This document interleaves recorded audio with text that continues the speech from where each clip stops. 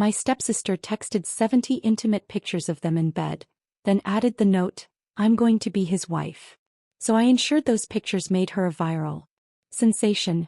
Can you imagine the shock? Waking up in the dead of night, not to a nightmare, but to a text message that promised to shatter your entire world, sent by your own stepsister claiming she was about to replace you? My name is Meredith, and this isn't just a story about betrayal. It's about what happens when you're handed a brutal truth and decide to fight back with everything you've got.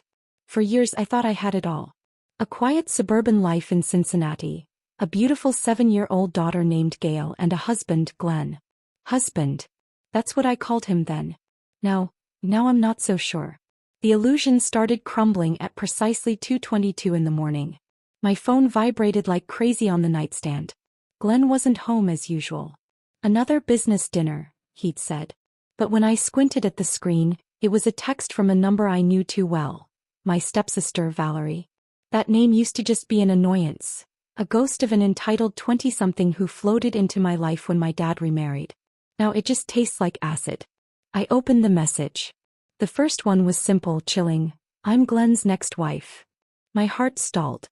I blinked. Once, then twice. It felt like a joke without a punchline. The rain hitting the window sounded distant, muffled. Then the flood came. 70 photos. 70. Not blurry, zoomed-in shots. No. These were high-quality, intimate snapshots. Smiling faces, dinner dates, weekend getaways, hotel room selfies. Her hand tucked in his pocket. His arm around her. My stomach clenched. Not with pain yet, but with a cold, solid understanding. I could have screamed. I could have cried, thrown the phone, woken Gail, sleeping peacefully beside me with her thumb near her mouth. But I didn't. That wasn't me. I pressed the mute button instead so Gail wouldn't stir. Then, in the dark, I went through every single one. 70 pieces of evidence. This wasn't a quick glance. This was a methodical, terrifying inventory. There was one of him holding a wine glass with that ridiculous, smug half-smile he used to save for me. Another of her wearing his faded college hoodie, the one I'd folded that very morning. The audacity. She was flaunting my entire life back at me. They weren't hiding. They were smiling straight into the camera, challenging me. I zoomed in. The expensive watch he wore. The leather bag on the floor in a hotel room. And then it hit me. One photo stood out. This wasn't just emotional betrayal. It was a legal strategy in the making. In the background, blurry but unmistakable, was our business sign. The logo of our auto shop. Told me everything. The money for those weekend getaways? It came from the funds meant for Gail's college, for expanding our business, for building our future. It was financing this sick, twisted affair with my stepsister. The level of malice, the sheer arrogance to send those to me. Expecting tears, expecting me to crumble. They didn't send me heartbreak. They sent me ammunition. I downloaded every single image. Immediately. I used a separate app to check exact timestamps, GPS data. I labeled them, Exhibit A, financial abuse, Exhibit B, infidelity, Exhibit C, ethical violation. The thought of losing any of this filled me with primal dread. This had to be secured. It was 3:45 a.m. I called Colleen, my friend and lawyer. She picked up on the second ring, her voice tight, professional. "Meredith, what is it?" "That picture you sent me," she said, cutting me off. "It's all true, Colleen. And it's my stepsister, Valerie. 70 of them. I'm sending you the cloud link now. I need an emergency consultation first thing this morning." My voice was flat, monotone. I couldn't break yet. Colleen sighed. A long, weary sound. "Oh, Meredith, I'm so sorry. But you're right. This is good. This is proof. We can move fast on the divorce paperwork. I'm focusing on 2 things. Securing the business assets, since you're a co-owner and contributed your inheritance, and ensuring full custody of Gail. That level of reckless behavior, especially using company funds, looks terrible to a judge. What's his financial situation outside of the business? I don't know, I admitted. I handled the books, but he controlled the cash flow. He's been taking out money for suppliers lately. But that picture, the one with the shop sign, it shows him at that resort we looked at last year. The one he said we couldn't afford. I paused, letting the bitter irony sink in. He can afford it for her, though. Right. I'm starting the financial deep dive now. Get some rest, Meredith.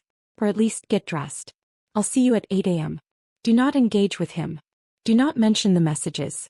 Act normal, Meredith. It's crucial we control the narrative. Act normal, I repeated to the empty room. I hung up and sat on the edge of the bed. Maybe 3 hours until Glenn came home. I used that time. Quietly, I gathered every financial statement, tax filing, joint account record into a messenger bag, ready for Colleen. I even made 2 copies of the house deed. I looked at Gail, her chest rising and falling softly. A surge of pure maternal resolve hit me. She was the one who needed my strength now. Not Glenn. Not Valerie. Certainly not the marriage. I slipped out of my pajamas and into a dark, structured outfit. In the mirror, my face was pale, but my eyes were steady. The woman staring back was no longer the one who had swallowed her pain for years. She was a professional.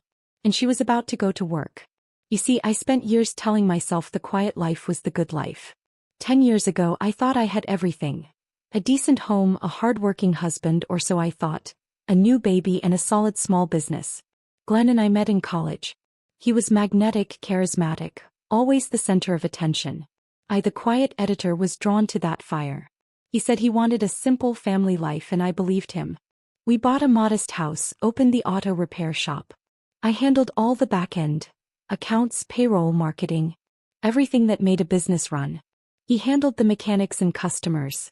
I even secured the initial funding using a small inheritance from my mother. The first 2 years were smooth. Then Gail was born. That's when the tectonic plates really started shifting. Newborns are tough on a marriage, I know. But where I saw an opportunity to bond, Glenn saw an excuse to retreat. He came home later claiming he needed to clear his head or the shop was swamped. He even moved to the guest room, saying Gail's crying kept him up. I packed his pillows, his toothbrush, trying to make it seem like a temporary necessity. A sacrifice. But as I closed that guest room door, the finality of a divorce felt like a cold premonition. I didn't argue. I thought I was being the understanding wife. My mother, bless her practical soul, once warned me, Meredith, honey, when couples stop sharing a bed, they slowly stop sharing a life. I laughed her off, called her old-fashioned. But looking back at those empty sheets, I could only hear her voice. And then there was Valerie. He came into my life when my dad remarried. She was 10 years younger than me, troubled, never worked a day in her life, always relying on my stepmother's or father's money. She was supposed to be in art college in Florida, but she'd show up in Ohio for long visits. Always charming Glenn, complimenting his ambition, making him feel like the big shot he thought he was. It was awkward, but I dismissed it as Valerie being Valerie, needy, attention-seeking. I never, not for a second, thought she'd be sharing Glenn's bed. Then there was Glenn's mother, Beverly. She lived 2 blocks away and dropped by more than I ever wanted. At first, she offered to help with Gail. But it quickly morphed into constant, draining criticism. She'd sigh dramatically if I bottle-fed Gail. Comment if my hair wasn't perfect, if dinner was late. Beverly had this way of speaking that always made it sound like she was doing me a favor by tolerating me. According to her, Glenn was an angel, polite, perfect, mature beyond his years. So every time Gail threw a tantrum, I could practically hear Beverly blaming me. One day, Beverly came over unannounced. I was struggling to get Gail to eat her vegetables, and Gail, being Gail, was throwing a mini fit. Beverly watched, arms crossed, judging. Then she leaned in, right in front of Gail, and said with that sickly sweet voice, "A child learns from her mother. If Gail's difficult, maybe you should look in the mirror." I wanted to scream. To tell her to get out and never come back. But I didn't. I was tired. Worn down from pretending, from waiting for Glenn to care again, from hoping I hadn't wasted the best years of my life. I kept hoping. People do that when they've invested too much, when they're scared of starting over. But time never came for us. Glenn didn't touch me anymore. We hadn't had a real conversation in months. His birthday came and went. I planned a nice dinner, bought a cake, even dressed up in that navy dress he used to like. He texted at 6 p.m. He wouldn't be home until late. I waited. The food went cold. He never ate a bite. Then small things started going missing. Expensive diagnostic tools from the shop, bought with the business account. A tablet I used for bookkeeping. A simple silver bracelet my mother had given me. Glenn always had a reason. A client needed a loaner. He was updating inventory. Gail probably moved it. But deep down I knew better. He was selling things. He was using funds. I thought maybe we just needed space. A short trip. A counselor. Something to get us back to who we were. I brought it up once nervously in the car. He laughed. Not a funny laugh. A cold one like dry ice hitting water. You're too sensitive, Meredith. Stop acting like something's wrong just because life isn't romantic every minute. That shut me down completely. I nodded. I smiled. I agreed. But inside another crack appeared. I didn't see it then, but I was already shrinking. Shrinking myself to keep the peace. Biting my tongue, swallowing my needs, pretending things were fine when they weren't. And he saw that. Men like Glenn, they sense when you've decided to stay no matter what. That's when they stop trying. By year 5 we were living like roommates. I made excuses for him. He made excuses to avoid me. Beverly's visits increased, her voice louder, her judgment sharper. I was tired, worn down from waiting for him to care again, from hoping. And then came that night. The message. The photos. I wasn't crazy. I wasn't paranoid. I had been replaced. Not just replaced but humiliated by my own stepsister. But what Glenn and Valerie didn't know was that they had just sent all their evidence straight to someone who was no longer willing to stay quiet. I looked at those 70 photos not as heartbreak but as hard, irrefutable evidence. Every lie he told, every moment he stole now captured, filed, ready to use. For the first time in years I felt something different. Clarity. Not pain, not fear. Just the steady pulse of a woman who had finally stopped hoping and started preparing. It was a dark kind of freedom. A terrifying promotion to the head of my own survival. The night Glenn came home I was still awake. It was almost 5 a.m. I heard his keys rattle against the door. The sound he made dropping them into the ceramic bowl I'd made in a pottery class our first year of marriage. It used to be a symbol of our shared life. Now it just sounded hollow. Gail stirred next to me. I gently patted her back, kissed her forehead, keeping my breathing even, pretending to be asleep. From the hallway his voice cut through the dark. Meredith. He sounded normal. Too normal. Like nothing had happened. Like he hadn't just spent the night with my stepsister. I didn't answer. I didn't want him to hear the shake in my voice, the steel I was forging in my gut. He moved down the hallway, reeking of cheap cologne and the unmistakable scent of whiskey. I heard the shuffle of his shoes, the thump of his jacket, then the shower running. Always the shower. Like he could rinse off whatever sins he'd racked up that night. When he finished he didn't come to our room. He hadn't slept in our bed in over 2 years. I let it go. That night I didn't follow him. I stayed where I was, holding Gail. I stared at the ceiling and counted the seconds between each jerk from the bathroom faucet.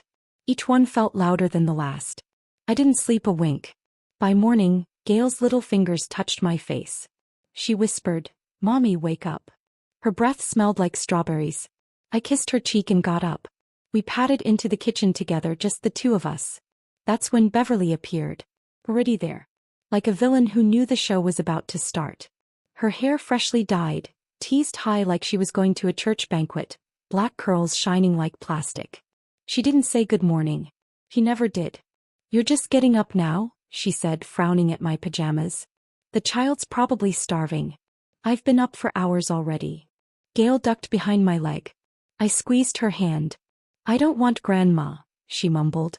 Beverly's lips thinned. "This child is so mean. No idea where she gets that temper from.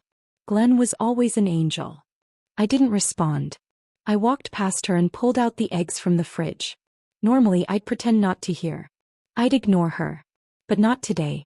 Today I cracked eggs into a bowl, stared at the yellow swirl and said flat as stone, "Beverly, can you shut your mouth?"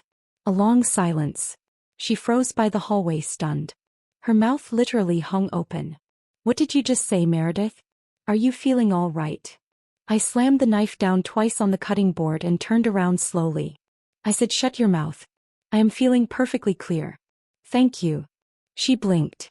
Her bright red lipstick trembled for a second. She looked like a balloon someone had let go of mid-inflation. I made breakfast for Gail and me. Just us. 2 plates. No third. I meticulously buttered Gail's toast, focusing on the simple, practical act.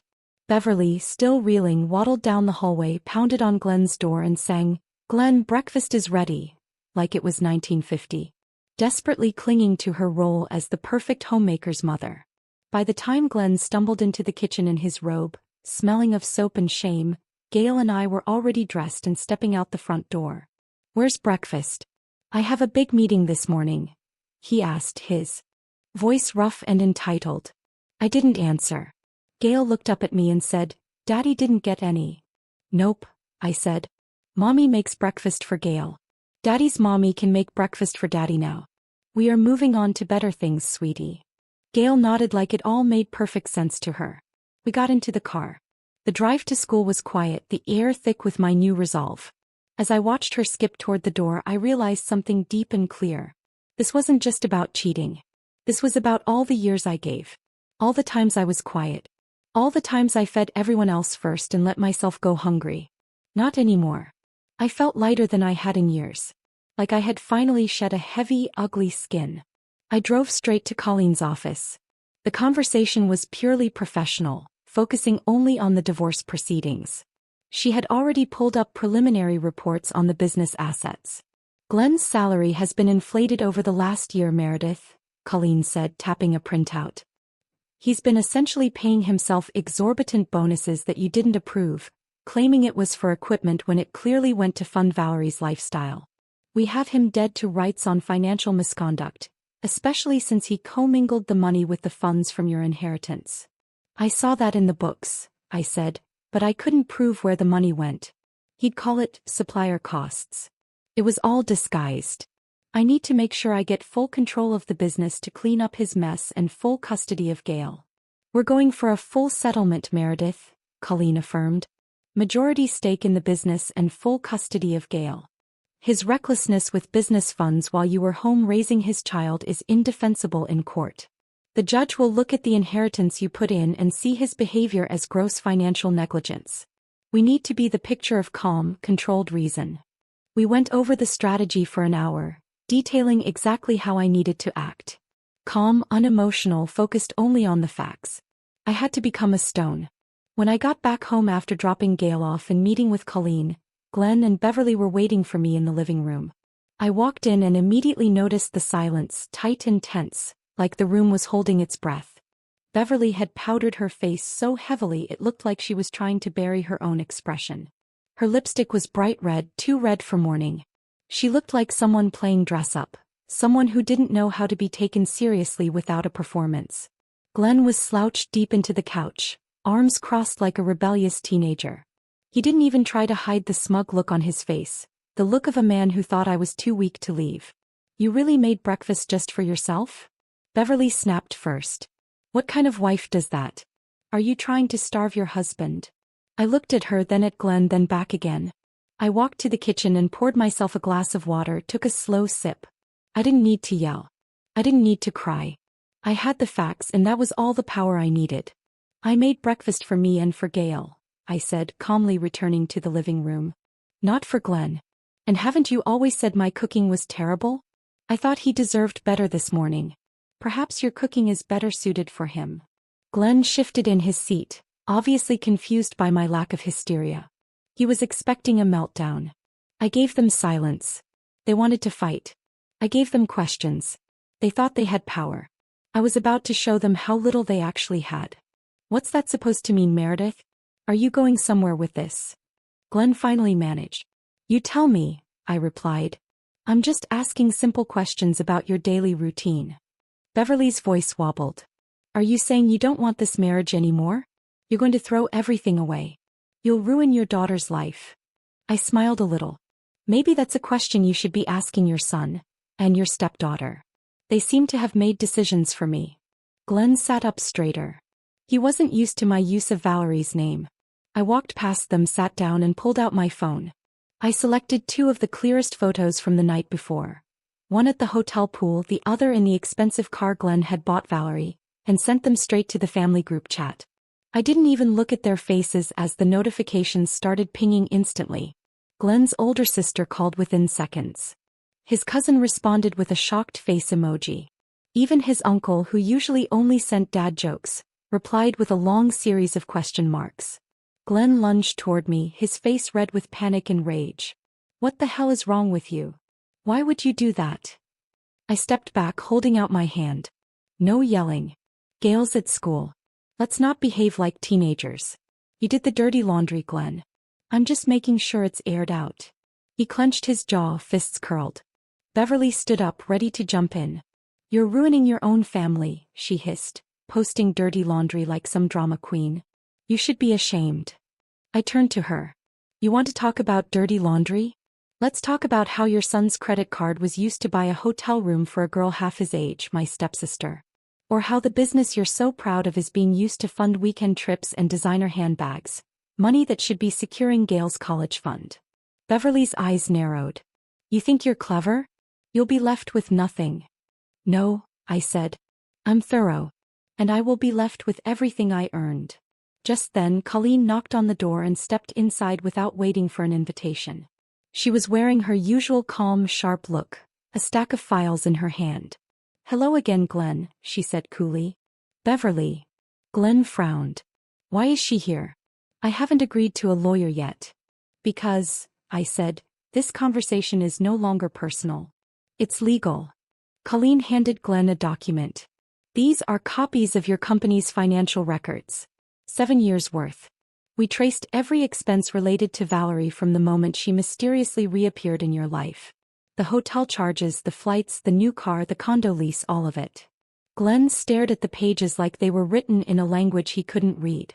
And since you've been using joint assets and Meredith's initial inheritance to fund this, Colleen continued, her voice perfectly level, Meredith is entitled to a fair share. A very fair share, especially considering the fraud involved in inflating your supposed salary. Beverly's face paled. You're going to ruin your own husband. You'll never get another salary that high. You'll be poor. I shook my head. He already did that himself. I'm just making sure he cleans up after the mess. And I'll worry about my own salary. I have my own promotion coming up. The confrontation lasted another hour. Glenn kept trying to justify his actions, blaming me for being too focused on Gail or the business accounts. Colleen simply refuted every single argument with a date and expense report, or a direct quote from one of Valerie's messages that I had saved. We discussed the divorce terms, custody arrangements for Gail, and the division of the auto shop. It was all cold, hard business. The entire time Beverly tried to interrupt, offering useless advice and excuses for her son. But Colleen shut her down every time, reminding her she wasn't a party to the legal discussions. Meredith, this is the first step, Colleen said, gathering her papers. Don't speak to him unless absolutely necessary. No emotional responses. We need him to feel isolated and overwhelmed by the facts. His recklessness is what's destroying him, not us. I understand, I said. Isolation was what he gave me for years. Now he'd get a taste of his own medicine. I felt a surge of cold satisfaction. After the confrontation, I didn't speak to Glenn again for 2 full days. I made myself unavailable. Not angry, not emotional, just silent. That silence made him nervous. During that time, Colleen and I put together everything. Financials, emails, messages. But what caught Colleen's attention most was a small detail in one of those 70 photos Valerie had sent me. In the corner, behind their little romantic breakfast setup on a patio, was a building with the distinct logo of Eastern Lakes University. That was the university where the Glenn Hayes Scholarship Foundation worked. He had started the program a few years ago to help underprivileged students with promise. That's how he described it in his pompous local interviews. I sat across from Colleen at her office, stirring my coffee. Do you think she's one of the students? It makes sense why she was always hanging around. Colleen nodded. It's the only logical explanation for why he'd be spending so much time there and using the business name to cover it. The ethical violation is huge. Only one way to find out. We made the call to the university, introducing ourselves as key co-founders of the scholarship fund, which was technically true. I did all the writing for the promotional materials, the legal paperwork, ensuring all the tax filings were correct. Glenn just showed up to smile at events and hand out the big checks. The concept of the college fund was my idea, rooted in my own background. Within a day, we had an appointment to speak with Professor Stanley, the program head. The campus was just an hour away. A beautiful drive in early spring, the trees just starting to bloom. Driving past all those young students, I felt something pull at me. A version of myself I hadn't seen in years. Young, hopeful, still believing life was fair. still believing in the value of education and hard work. I was the one who went to college on a partial scholarship. I knew what that kind of help meant. I remembered the long nights writing essays, the excitement of my first salary job, the sacrifice I made putting my inheritance into Glenn's business. To see Glenn potentially corrupting that, abusing the trust of the university, it made my blood run cold. It wasn't just personal anymore. It was public corruption and an attack on everything I valued. Professor Stanley greeted us warmly, shaking my hand with both of his. "We're honored you came, Mrs. Hayes," he said. "The work your family has done here, it's changed lives. The college fund you've established is truly making a difference. We are very careful with the disbursements." I forced a polite smile and nodded. "We just want to make sure the support is going to the right students and that all the ethical guidelines are being followed. We're doing an internal check on the integrity of the process." He brought out several folders and began showing us profiles. One stood out right away. Valerie Me, literature major, top 5% of her class, represented the university in multiple academic competitions, volunteered at the campus library, part-time job off campus. "She's truly special," Professor Stanley said, his voice full of pride. "Has overcome so much. The kind of student you dream of helping. She's been a model recipient. Her application was sponsored personally by Glenn." I exchanged a look with Colleen. "Is Valerie on campus today, Professor?" He picked up his desk phone, dialed quickly, then frowned. "She's taken a sick day.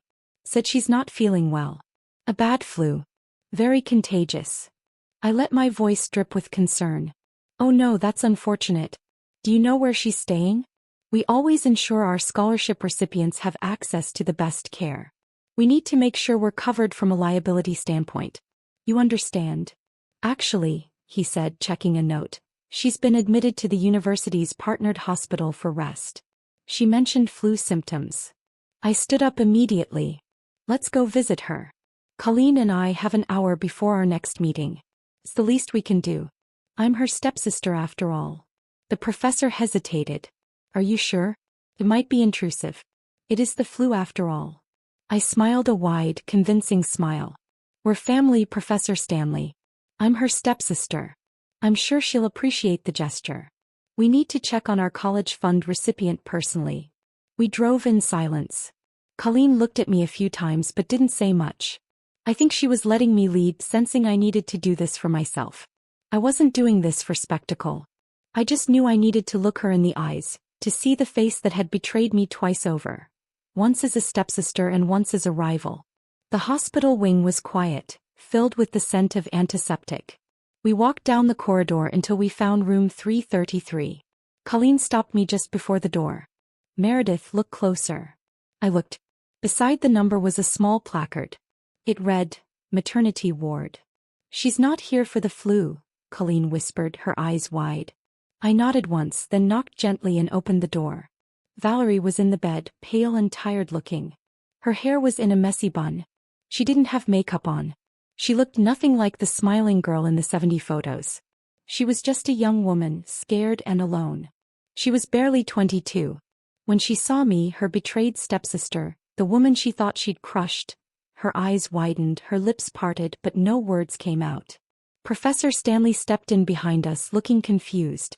"Valerie," he said kindly. "This is Mrs. Meredith Hayes. She helped establish the scholarship you've been receiving." Valerie sat up slowly. "I didn't know. I didn't think." I sat down in the chair beside her bed. I had to look her in the eyes. I had to be the calm, terrifying force in the room. "You look awful, Valerie," I said softly. "Are you okay? You said you had the flu." She swallowed hard. "I just have a cold. Nothing serious. I'll be back on campus soon." Colleen glanced around the room, then stepped out into the hallway and looked both ways, making sure she had an audience. She came back in and said, just loud enough for others nearby to hear, "Interesting choice to house a contagious flu patient in the maternity wing. That's a huge violation of health codes." A murmur began to rise from the hallway. Doors cracked open. Other patients started asking questions. "Why is someone with the flu here? My newborn's immune system is weak. This is supposed to be the VIP wing." Nurses scrambled to contain the noise. One young nurse blurted out, trying to restore order, "She's not sick. She's here for prenatal care." It's a complication with her blood pressure. The hallway went dead silent. Inside the room, Valerie's face turned the color of chalk. Colleen leaned over and said in a low voice, "Now that the room's awake, shall we talk about your baby, Valerie?" Valerie bit her lips so hard it looked like it might bleed. Professor Stanley looked between us, stunned. "Valerie, is this true? Baby? And you lied about the flu?" She nodded once, slowly, shame visible in the simple movement. I asked the final devastating question. "Is it Glenn's?" She said nothing. Just pulled the blanket up to her chin and looked away, refusing to meet my gaze. That was answer enough. Colleen looked at the professor, her voice sharp and legal. "Given the nature of their relationship, there are serious ethical implications here.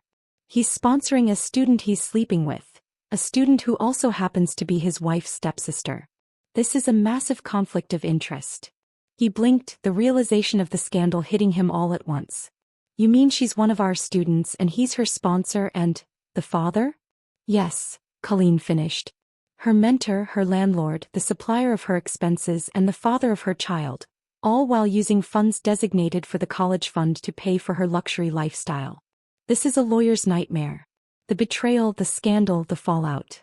He turned toward the door and said firmly, "I'm calling campus security and the board now. This is a violation of every ethical guideline we have. This calls the entire foundation's integrity into question. We will need a full audit." But I wasn't done yet. I stood up and turned to Valerie, who was shaking slightly under the blanket.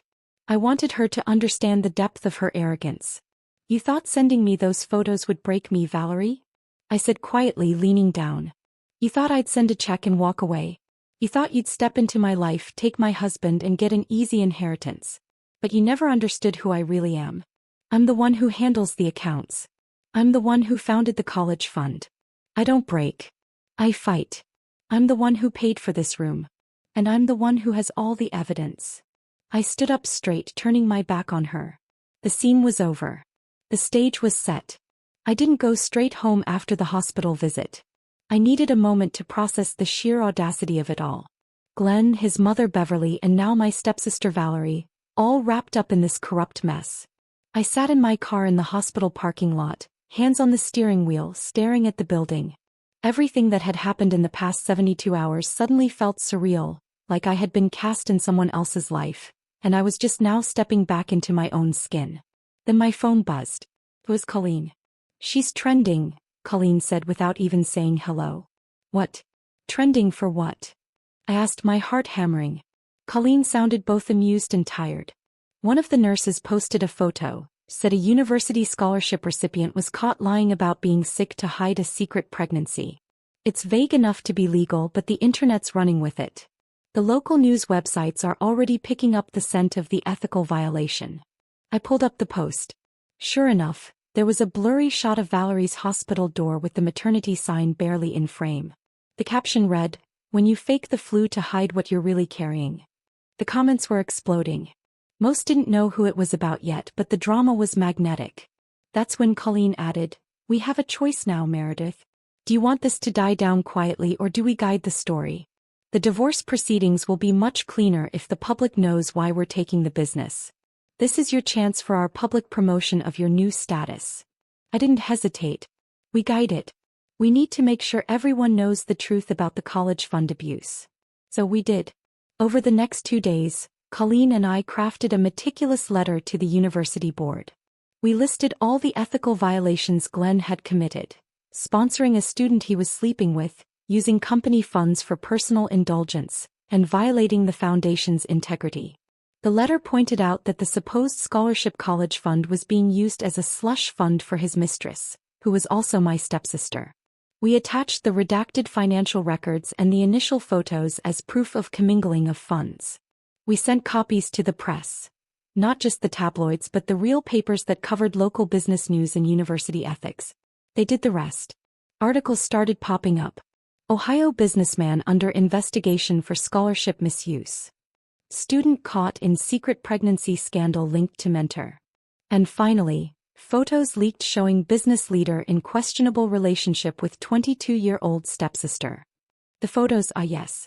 I hadn't just let them rot in my inbox. I selected 10, only the 10 that showed absolutely no nudity, no inappropriate poses, just enough to imply everything without saying it. Photos of them holding hands, kissing over dinner, Glenn looking smug on a yacht. I made sure to include the photo with the business logo visible, and I posted them with a caption that went nuclear.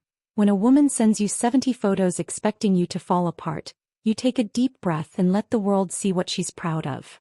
That post alone got over 200,000 shares in a weekend. My phone was vibrating constantly with friend requests, follows, and messages from old high school classmates who hadn't spoken to me in decades. My cousin, who had only sent question marks in the group chat, called me crying, saying she was so proud I finally stood up to Beverly and Glenn. But I didn't stop there. I wrote a blog post. Just one. Took me a full night, but it flowed out of me. Years of silence, finally finding a voice.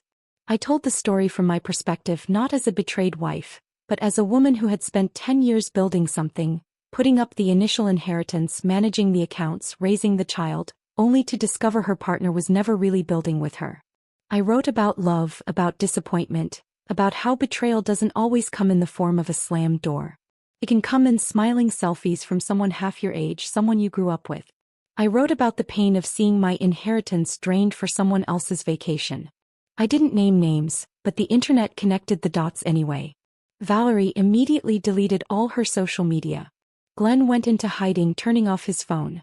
Beverly started calling my sister, trying to spread rumors that I was mentally unstable. But it was too late. Within a week, the scholarship board had announced an internal audit, and Glenn was forced to voluntarily step down from all public duties. The damage to his reputation, his salary, his entire professional image was catastrophic. I didn't feel triumphant, but I did feel seen. A few days later, Gail and I were at a park. She was chasing a butterfly and laughing so hard I thought my heart might burst. An older woman, maybe in her 60s, approached me while I was sitting on the bench. "Are you the one who wrote that piece? The one about the photos?" I read it on the Ohio Times website. I nodded slowly. She sat beside me.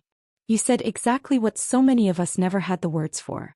My husband did the same thing to me when I turned 50. Left me for someone who barely remembered 9/11. And everyone acted like I should just be quiet and move on. Your article was like a firework." He touched my hand. "Thank you for not being quiet. You got yourself a huge promotion in life." That night when I checked the blog's inbox, it had over 1,000 messages. Most were from women. Some were angry, some were heartbroken, but all of them said the same thing in different ways. "You made me feel less alone." That's when I knew this story wasn't about Valerie.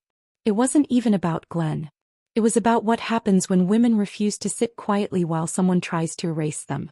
It was about choosing dignity when someone hands you humiliation.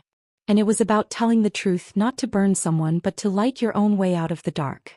The promotion I got was not in my job. It was in my life. The day the divorce was finalized, I didn't wear black. I wore a deep navy dress, the kind that made my eyes look like they had secrets to keep. Not because I wanted to be petty or theatrical, but because blue to me has always meant rebirth. The ocean, the sky, things that keep moving no matter who tries to hold them back. Glenn showed up to court alone. No lawyer, no Beverly, just him in a wrinkled button-down, looking like he hadn't slept in days. I didn't feel sorry for him, but I didn't feel vengeful either. He had made his choices and now he had made mine. The judge reviewed everything calmly. Colleen had done an impeccable job presenting the financial negligence, the misuse of the college fund assets, and the ethical breaches with the university. We walked away with a full settlement of our shared assets, including a majority stake in the auto business I helped build with my inheritance. We secured full custody of Gail with supervised visitation rights for Glenn, citing his unstable and reckless behavior. More than enough to set Gail and me up for the life we deserved. More than enough to never look back. Outside the courthouse, Glenn tried to speak to me. "Meredith," he said, his voice raw. "I didn't think it would end up like this. This is unfair. My salary is gone." I nodded. "That's the problem, Glenn. You never thought. You only acted." The unfairness started with the 70 photos. He reached out as if to touch my arm, then stopped. I didn't think you'd actually walk away. I thought we could still work it out. For Gail." Beverly, who must have been lurking, then piped up, "You'd never be able to handle the house and the business." That made me pause. I looked him in the eye. The man who had dismissed me lied to me and betrayed me with my own stepsister. You thought I'd stay no matter what, I said, my voice clear. As I always had. But here's the thing, Glenn. One day even the strongest rope snaps if you keep pulling. Enjoy the silence, Glenn. I turned and walked away, my heels clicking like punctuation marks on the marble steps. Gail was waiting with my sister in the car. When she saw me, she clapped. Are we free now, Mommy? Can we get a puppy? I laughed, scooped her into my arms and said, yes, baby. We are. We are absolutely free. The next few weeks were quiet. A strange, unfamiliar peace settled over our home. For the first time in years, I slept through the night. I made pancakes on Saturdays without thinking about who I had to please. I let Gail decorate the living room with crayon drawings and fairy lights. The house started to feel alive again. I used my newfound control over the business to hire a competent manager, and I shifted my focus to my editing career, which quickly led to a significant promotion. I spent several weekends packing up Glenn's things from the guest room. I didn't rush. I folded his shirts, organized his tools, and put everything into labeled boxes. It was a mundane process, but in its practicality, I found immense satisfaction. Each box was a step further away from the man who had wasted my time. I didn't want to see him, not even at Gail's school events. Colleen handled all the logistics of his supervised visits. Then one afternoon I got a letter in the mail. No return address. Inside was a single photo, one of the 70 Valerie had sent me. It had a red X drawn through it and on the back just 4 words, I never saw it coming. There was no signature, but I didn't need one. I folded the photo in half, tossed it in the trash, and walked outside into the sun. Because that was the truth, wasn't it? They never saw it coming. They never imagined the woman behind the quiet dinners, the school drop-offs, the polite thank yous, and the folded laundry would be the same woman who could take her pain and turn it into power. They didn't think I'd share the photos. They didn't think I'd tell the story. They didn't think I'd be believed. And they definitely didn't think I'd win. But I did. And not just in court. I won in life. I won by refusing to let their betrayal define me. I won by reclaiming my voice. And I won by showing my daughter that silence isn't strength when someone steps on your soul. In the months that followed, the blog grew. More women wrote in. We started a small community. No big slogans, no grand mission, just truth, stories, support, a place to be heard. Sometimes we think revenge means destruction. But sometimes revenge is just telling the truth loudly enough that someone else sees themselves in it and stands up too. So here I am, still standing, still walking, still free. If this story moved you or reminded you of your own strength, I invite you to share your thoughts in the comments below. What would you have done in my place? Have you ever had to reclaim your own voice after someone tried to silence you? I really want to know. Like this video, share it with someone who needs to hear it, and don't forget to subscribe for more real stories that matter.